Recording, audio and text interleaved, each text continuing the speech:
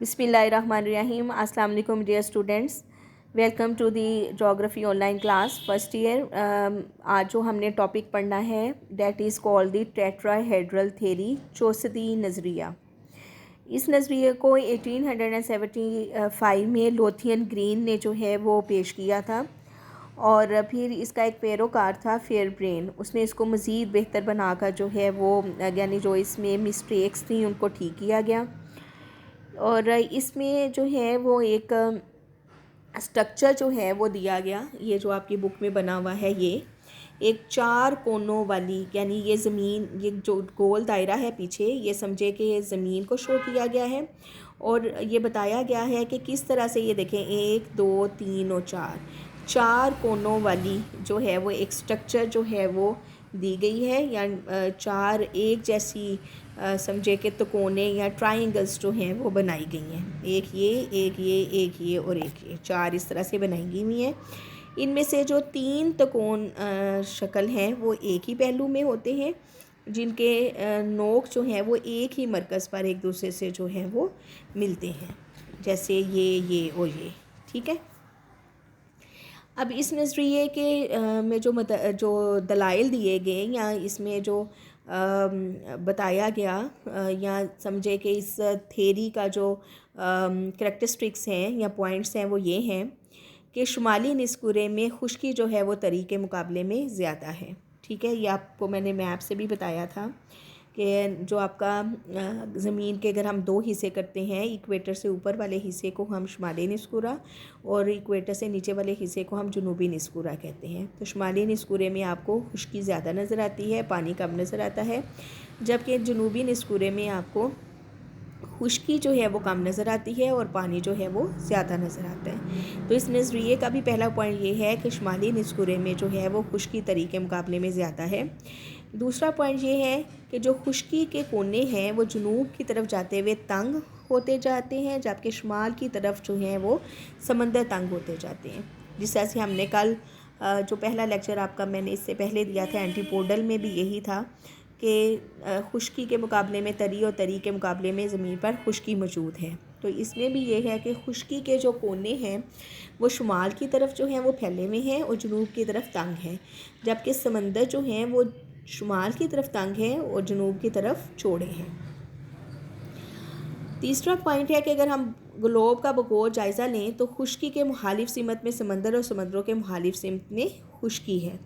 जैसे जो है वो बरआज़म यूरोप और अफ्रीका के मुखालिफ सिमत में बहरुल काहिल और शुमाली अमेरिका के मुखालिफ सिमत में बहर हिंद और बरआज़म एशिया के मुखालिफ सिमत में बहर उकियानूस वाक़ है। ये एक मैप है मेरे पास जो कि सेकेंड ईयर की बुक में है, वहाँ से जो है वो मैं आपको डिटेल से ये चीज़ जो है वो दिखाती हूँ।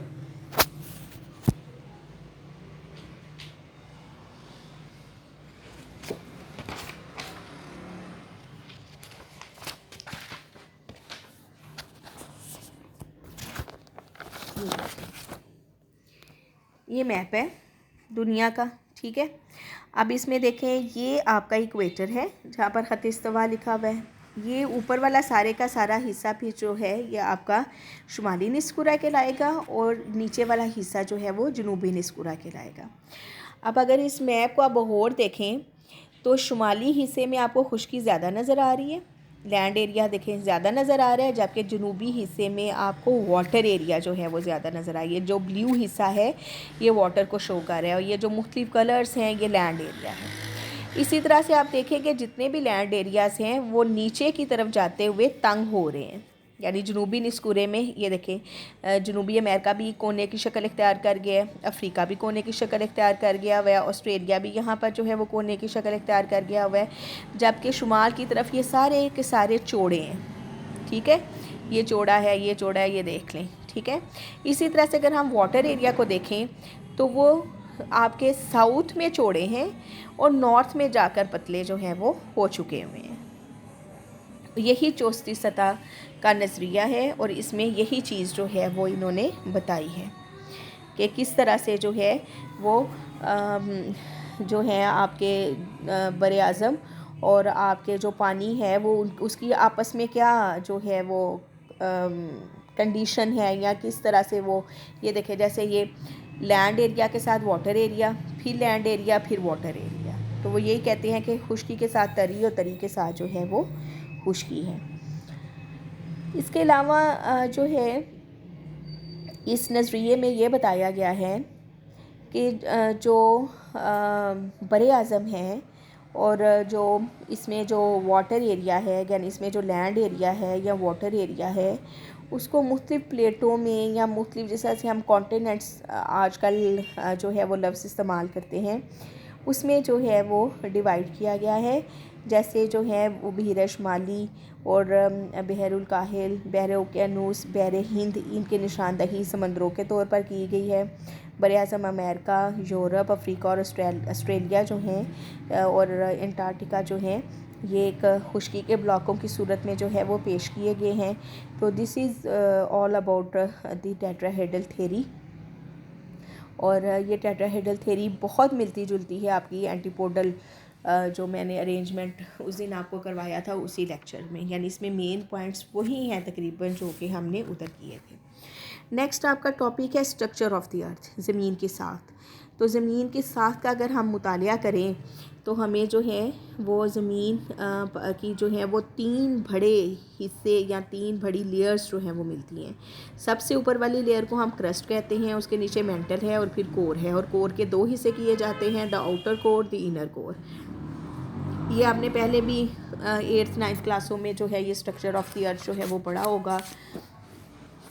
अब इसमें सबसे पहले हम क्रस्ट को जो है वो करते हैं। तो सबसे ऊपर वाला हिस्सा जो ज़मीन का है वो क्रस्ट कहलाता है। इसकी मोटाई 8 से 40 किलोमीटर तक जो है वो होती है, और ये जिन चट्टानों से मिलकर बना है उसमें सिलिका, एल्युमिनियम और मैग्नीशियम के ज़रात जो हैं वो काफ़ी मिलते हैं।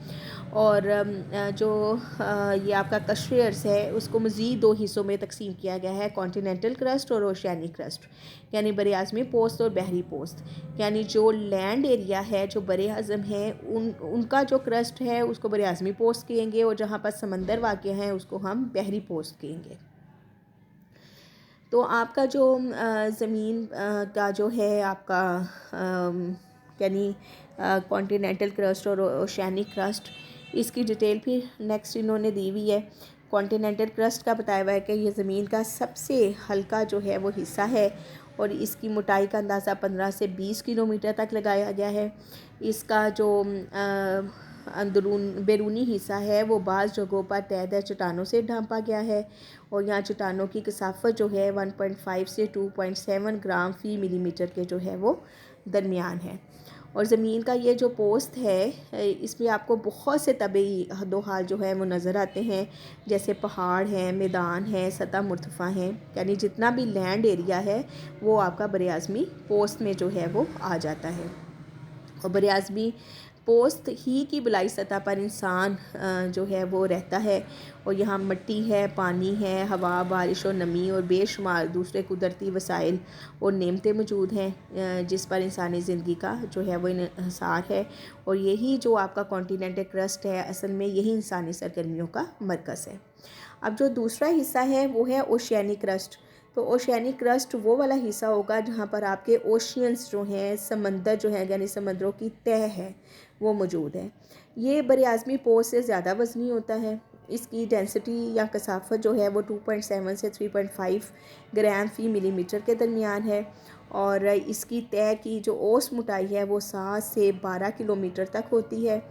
और जो है इसमें सिलिका और एल्युमिनियम की कसरत पाई जाती है, इसलिए बाज़ औक़ात जो है इसको हम जो है वो सियाल भी कहते हैं। सियाल एल्युमिनियम और सिलिका को मिलाया जाए तो उससे जो है वो सियाल जो है वो बनता है, और सिलिका और मैग्नीशियम की वजह से इसको सीमा के नाम से भी पुकारा जाता है। अब फिर दूसरा हिस्सा आ जाता है ज़मीन का जिसको हम कहते हैं मैंटल। ठीक है, ज़मीन का मैंटल जो आपका ज़मीन का क्रस्ट है उसके नीचे आपका मैंटल मौजूद है। ये तय तकरीबन 2900 किलोमीटर जो है वो मोटी है। मैंटल का बलाई और ज़ेरी हिस्सा जो है वो मुख्तलिफ़ किस्म की मादनियात से मिलकर जो है वो बना है, और इसका बलाई हिस्सा जो कि कशरे अर्ज़ से मिलता है ये ठोस चट्टानों से मिला हुआ है, और इसका जो नीचे वाला हिस्सा है वो विस्कस मटीरियल है, जेली टाइप। मेंटल के बलाई हिस्से में भी कहीं कहीं पिघले हुए मादे के इलाके जो हैं वो मौजूद हैं, जहाँ आज भी आतिशफ़शानी अमल जो है वो होता रहता है। अब इसके बाद कोर आ जाता है। मेंटल से नीचे जो है वो कोर है। कोर के दो हिस्से किए गए हैं, द आउटर कोर और द इनर कोर। ये जो आपका आउटर कोर है ये ज़मीन की तीसरी अहम तह है। इसकी मोटाई जो है वो 2000 किलोमीटर के जो है वो करीब है, और बैरूनी मरकज़ा भी ऐसे ही मादों से ये बना हुआ है जिससे ज़मीन का अंदरूनी मरकज़ा तश्कील पाया है। इस हिस्से में चट्टानों की औसत कसाफत जो है वो 12.5 ग्राम फ़ी मिलीमीटर से ज़्यादा है, और जो कि आपकी जो पूरा अर्ज़ की औसत कसाफत से दुगनी है। इसके बाद इनर कोर आ जाता है, यानी ये ज़मीन का सबसे अंदरूनी जो है वो हिस्सा है। इसकी मोटाई 1370 किलोमीटर है। ये सतह समंदर से तकरीबन 5150 किलोमीटर की गहराई पर वाक़या है। इस हिस्से की चट्टानों की कसाफत 12.5 से 15 ग्राम फ़ी मिलीमीटर के दरमियान है। इस हिस्से में निकल की जो हैं वो चट्टानें पाई जाती हैं, जिसकी वजह से इसको नाइफ भी कहा जाता है।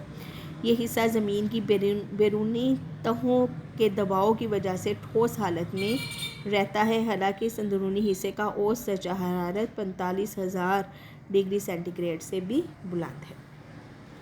तो ये थी ज़मीन की साख्त।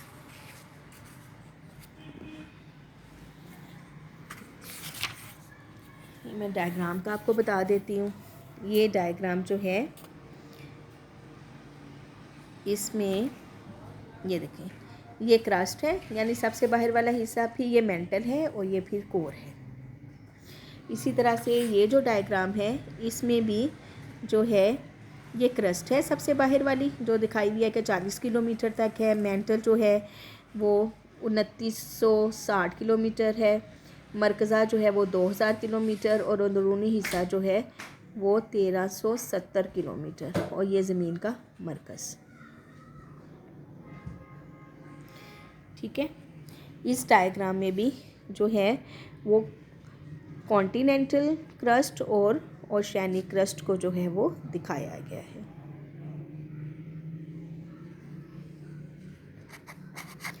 आज हम इतना ही करेंगे, फिर इसके बाद नेक्स्ट टॉपिक जो है वो मैं करवाऊंगी आपको। तो फर्स्ट ईयर आज हमने किया है टेट्राहेड्रल थ्योरी के बारे में, जिसको हम चौथी नज़रिया कहते हैं, जिसके मुताबिक जो है वो 4 तकोनों से मिलकर जो है वो आपकी ज़मीन जो है वो 4 एक जैसी ट्रायंगल से मिलकर जो है वो बनी है।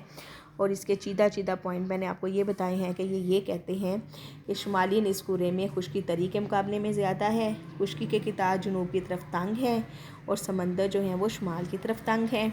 और अगर हम ग्लोब को देखें तो इसमें जो अरेंजमेंट है लैंड एरिया और वाटर एरिया की, वो एंटीपोडल अरेंजमेंट है, यानी आपकी खुश्की के मुखालिफ समत में समंदर और समंदर के मुखालिफ समत में खुश्की है। इसके बाद हमने स्ट्रक्चर ऑफ द अर्थ में crust of the earth, mental of the earth और कोर के बारे में पढ़ा कि सबसे ऊपर वाला हिस्सा आपका क्रस्ट है, उसको मज़ीद 2 हिस्सों में तकसीम किया गया है, कॉन्टिनेंटल क्रस्ट में और आपके ओशियानिक क्रस्ट में। जो आपका लैंड एरिया का क्रस्ट है उसको हम कॉन्टिनेंटल क्रस्ट कहेंगे, और जहाँ पर आपके समंदर हैं उसको हम ओशियानिक क्रस्ट का नाम देंगे। इसके नीचे आपका मेंटल है जो कि viscous material, jelly type material की तरह का है।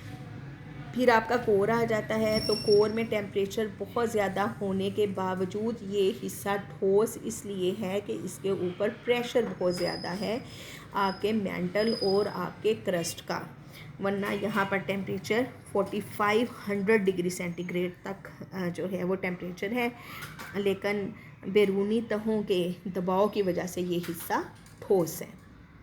ये कुछ डायग्राम है जो मैंने आपको बताई हैं। ठीक है, बुक को खोलें, इस लेक्चर को ध्यान से सुने। अगर कोई चीज़ समझ नहीं आती कमेंट बॉक्स में मुझसे पूछें। अल्लाह हाफिज़।